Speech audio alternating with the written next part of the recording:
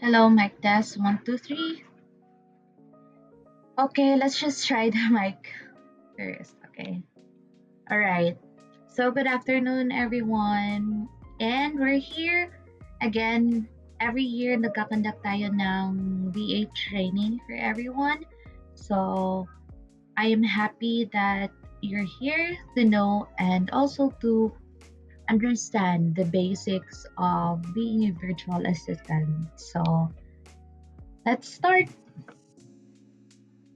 Let us try to define first what is virtual. So, pag sinabi nating virtual, these are activities conducted over the internet or remotely. So, kung meron tayong tinatawag na mga personal assistant, yun yung mga nakikita natin, di ba, sa mga artista, meron silang mga kasama, kahit saan sila pumunta, nandun lagi yung personal assistant nila, dala-dala yung gamit or anything. So, in this area naman, meron tayong tinatawag na VA. Yun yung mga virtual assistant. So, kumbaga, tayo yung mga um, gumagawa ng task na which is yung goal natin is to help them with their problems. Okay, yun yung number one na reason kung bakit tayo nandito. It's not about, yes, malaki yung sahod sometimes, pero our main goal is to help or to solve our clients' problems. Okay? Kasi marami silang problem when it comes to online. Usually yung mga business owners, ang dami. Like they can't handle their social media, they can't handle their emails, ang dami. So we are here to help them again to solve their problems. So, ano-ano nga ba yung mga role ng virtual assistant? Okay? So, us, we provide administrative, technical, or creative support to clients from a remote location.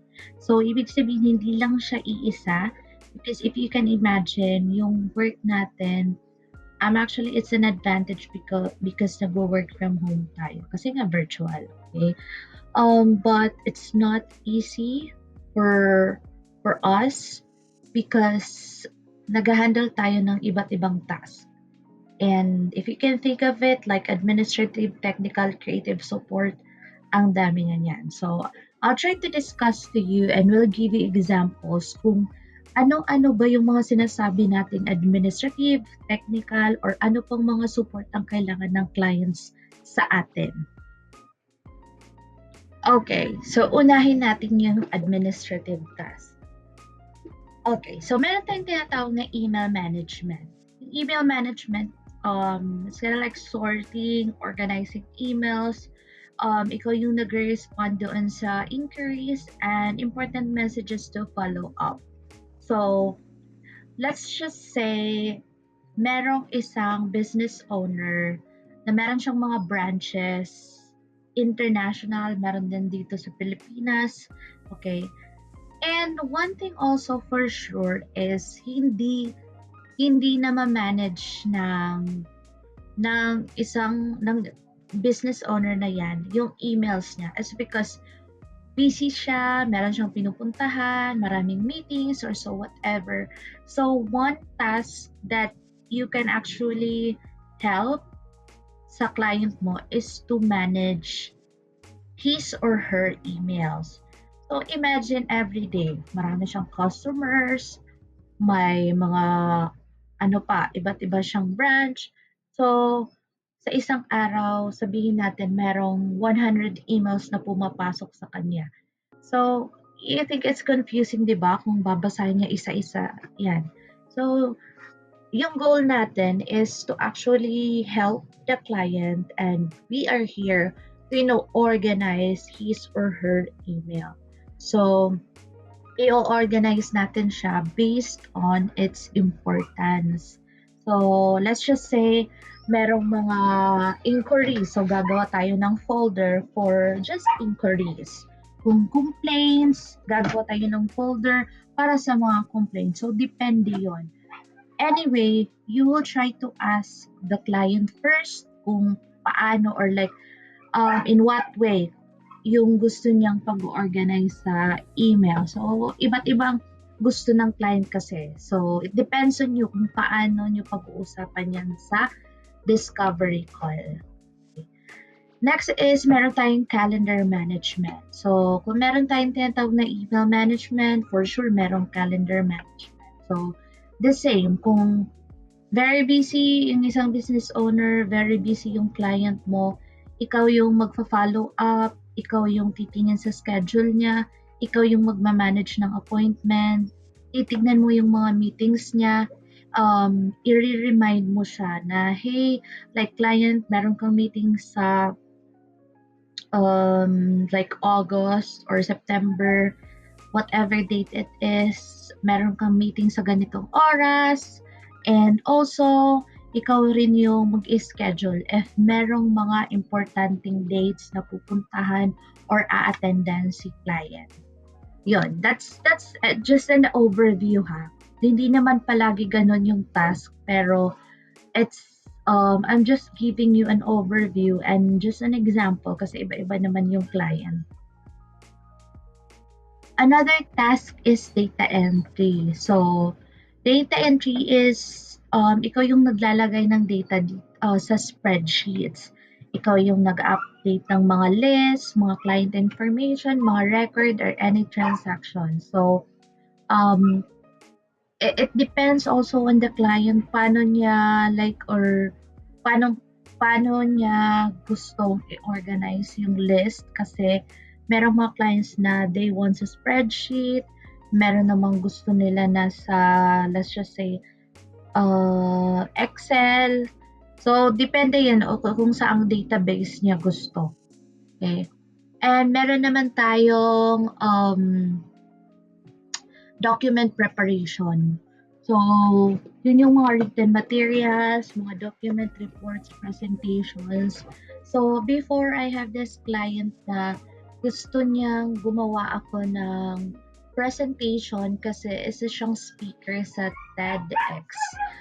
If you're familiar, TEDx is popular. So, kailangan maganda talaga yung presentation mo. And I actually like made it nung una kinakabahan pa ako kasi it will be presented and I was just so nervous kasi ang gaganda ng mga presentations sa TEDx and I was like, kaya ko ba to? Kaya ko ba?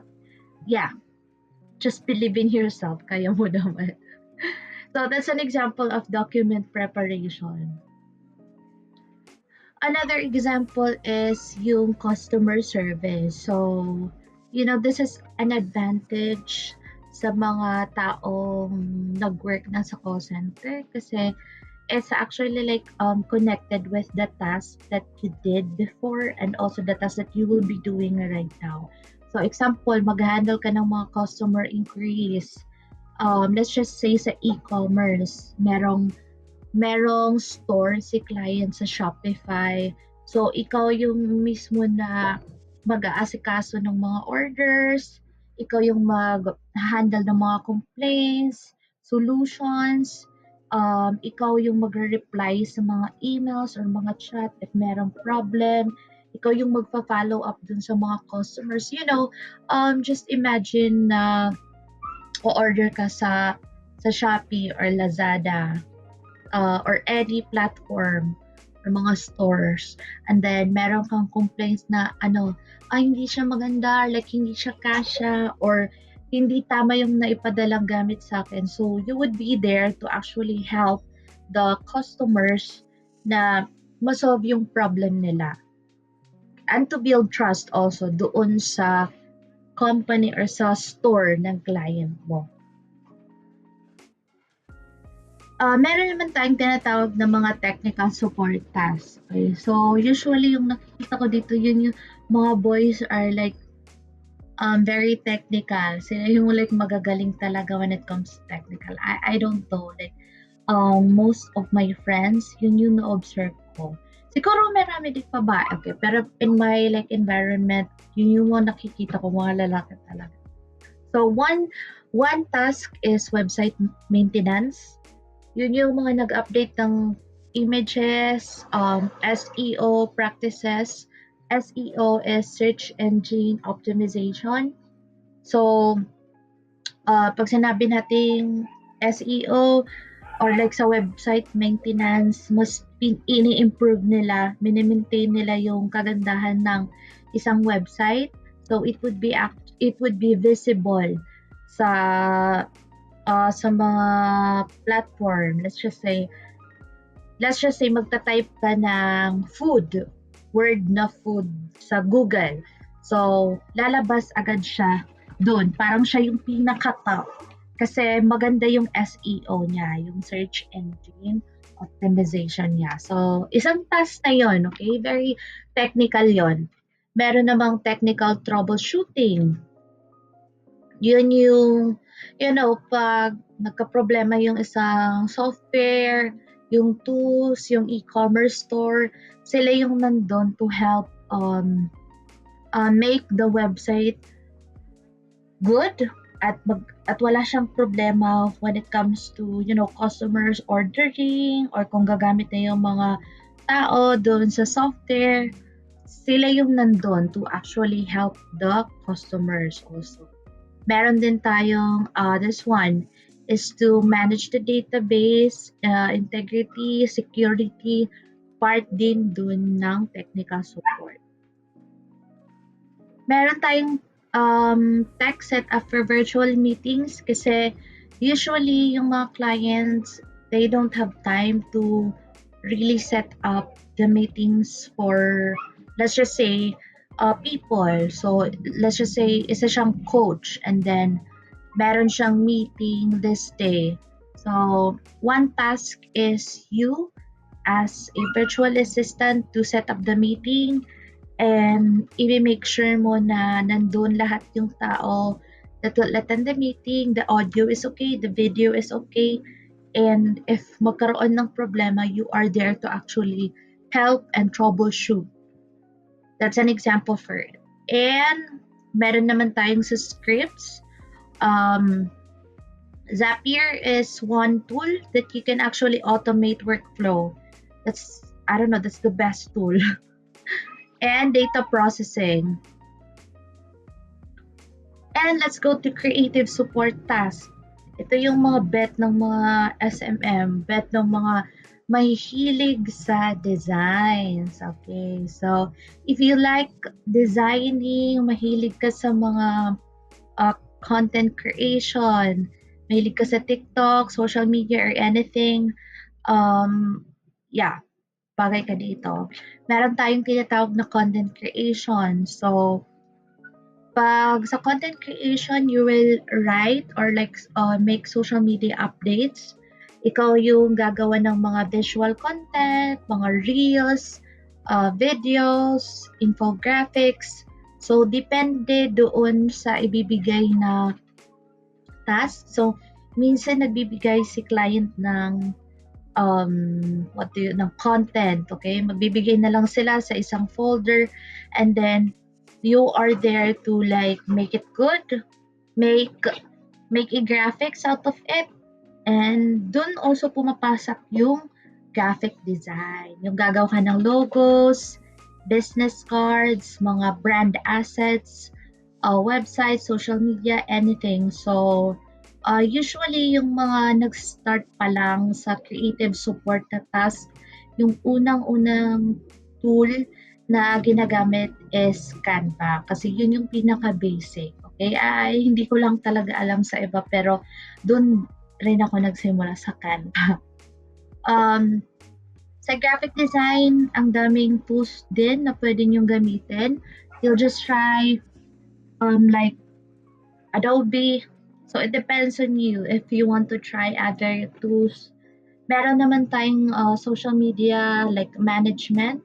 Ikaw yung mismo mag-respond to comments. So, let's just say, dito sa part na to is may product kayo and then ikaw mismo yung mag-upload or gagawa ng graphics dun sa product and then i-upload mo siya.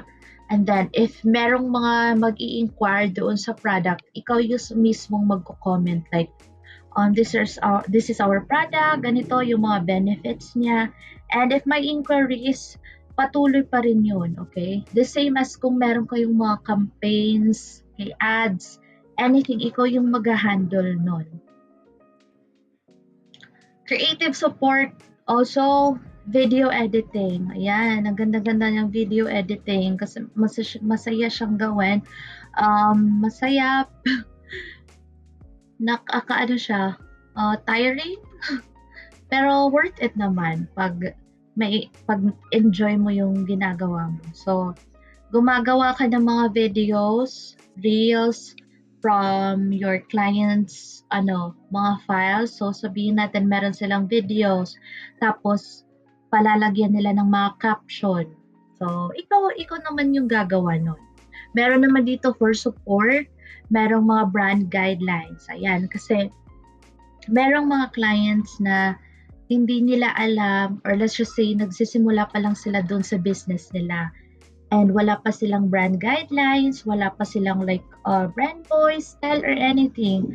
One task na, or yeah, one thing that you can actually help them is to make a brand guideline. Gumawa ka, gawan mo sila ng yung sinasabi nating like business brief. So anything that would represent their company, their business, ikaw yung gagawa nun. Ayan guys, so those are just examples of tasks. Marami pa namang tasks, pero it's just an overview, okay? Kasi this is just a short training sa mga ayaw nung mahabang pagbabasa. Anyway, tasks can vary widely depending on client needs. So, depende lang siya pag sinabi ni client na ito lang yung gawin mo, yun lang yung gagawin mo. Unless you want to take initiative for other things, like sabihin ni client, gumawa ka ng 2 graphics for this week. So, pag tapos ka na, if you want to, make another graphics for the next week, for the next week, then that's fine as long as it aligns with the client needs. Okay, so nakadepende pa rin yun. So what are the essential skills that we need as a virtual assistant? Number 1 is communication skills, okay? Ang daming nagtatanong like, kailangan ba ng English or anything like that? Hindi ko marunong mag-English, ganito lang yung alam ko. Okay, again, English is necessary. Okay, English is necessary. It's because most of our clients nasa ibang bansa, and it's the primary language that we need to communicate with our clients. Okay, but hindi kailangan na very fluent ka talaga. It's because merong mga tasks na non-voice naman. So, don't be pressured as long as you have the skills na you can help the client, then yun yung pinaka-importante. And you're professional in a way na pag makipag-usap ka is formal naman, hindi yung like parang barkada mo lang pag nakikipag-usap ka. Well, meron namang mga client na, chill lang, ganun, okay. Pero pag bago ka pa lang, make sure na you're formal, okay, very professional yung dating mo, ganon yon. Meron tayong time management, okay? Yeah, kasi if you would be a virtual assistant, make sure that you manage your time effectively. Kasi there will be time na 2 yung magiging client mo, 3. And if you don't know how to handle your time effectively, mababurnout ka, magsasawa ka sa ginagawa mo, mararattle ka, hindi mo alam kung ano yung uunahin mo. So make sure na meron kang notebook, meron kang project management tool na ginagamit. We have Monday.com, meron tayong Notion, Asana, Trello. It depends on you kung ano yung gagamitin mo. Kasi merong mga tao na effective sa kanila yung nagsusulat sa wall, nagsusulat sa notebook, meron naman yung sa computer lang. So it depends on you. Next is also to maintain organization. Yeah, to track multiple clients and projects. Well, kasama na rin doon sa mga tools na yon. It's very helpful. Meron naman tayong communication tools. So, meron tayong email. I think you're very, very familiar naman sa email. Ayun. So, kung gagawa ka ng email, meron tayong mga AI. If, hindi ka masyadong magaling when it comes to writing emails, gumamit ka ng AI. Pero make sure that you will utilize it in a good way and correctly. Kasi, example, pag gagamit ka ng ChatGPT or gagamit ka ng Gemini or any tools out there ng mga AI, um, make it personal and professional kasi minsan napaghahalataan pag yung email mo is very AI. Like, I hope this message finds you well. Yung mga ganon. Those are examples of well, it's not bad. It's just that parang ano na siya, like gamit na yung I hope this message finds you well. And yeah, that's fine. Okay. Slack for real-time messaging and collaboration. This is just an example. Slack is actually good. Hindi ko lang alam kung ano yung ibang gamit ng iba pero parang gusto ko talaga yung Slack. Zoom for video conferencing or virtual meetings. Zoom, Google Meet, Vogue, depende sa'yo. Ang daming um, communication tools sa video meetings na pwede mo magamit. Project management tools. These are actually examples na, but if saan ka comfortable, you can use it. Okay? So, examples lang naman to. Meron tayong mga file sharing tools. Google Drive. Google Drive is very important in all aspect kasi if ever merong mga files si client, doon mo i-store yung mga files niya. And normally naman yung ginagawa ng mga clients is sila yung mismong nagsusubscribe doon sa mga tools and then nagbibigay na lang sila ng password or yeah, yung like credentials nila. Pero they will be using like LastPass, NordPass, para siyang software na naka-store na doon yung mga password and username pero hindi mo makikita yung password. Like, automatic na lang siyang nag-i-input. Meron tayong Dropbox. For tracking tools, meron namang tayong mga for project and tasks, reporting. Actually, ang daming tracking tools na meron tayo. So, I don't know, hindi naman gumagamit yung mga client ko ng mga for tracking your time, nag-ano lang, like nagre-report if yung result lang naman, yun lang pinakakailangan. So, yeah. So, ayun guys. So, thank you so much for listening and also viewing this kind of a small session for this training. Thank you so much. I appreciate it. And if you have questions, don't hesitate to ask me. And meron tayong mga master classes just so you know. So, thank you and bye!